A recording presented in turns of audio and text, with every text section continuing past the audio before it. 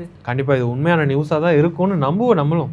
Expect பண்ணலாம் நல்லா வரும்ன்ட்டு. So அது மட்டும் இல்லாமல் 27ஆம் தேதி February 27ஆம் தேதி வந்து நம்ம சிவகார்த்திகேயன் ப்ரொடக்ஷனில் வந்து தாய் கிழவி படம் வந்து ரிலீஸ் ஆச்சு.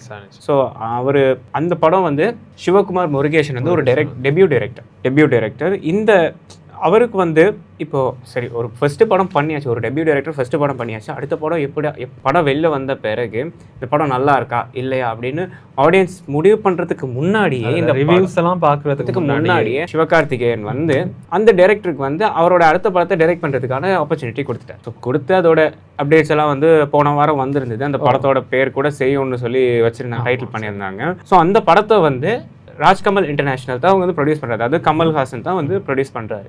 இந்த படம் வெளியே வர்றதுக்கு முன்னாடியே அவருக்கு இன்னொரு படமும் சான்ஸ் வந்துருச்சு. இன்னொரு படம் ஐ மீன் இன்னொரு படம்னா இந்த படம் தான், அதாவது சேவன் தான் வந்து இதாக இருக்குது. ஸோ இப்போ வந்து தாய் கிழவி படத்தோட ரிசல்ட் வந்து அவங்களுக்கு முன்னாடியே தெரிஞ்சிருச்சு. இந்த படம் வந்து நல்ல ஒரு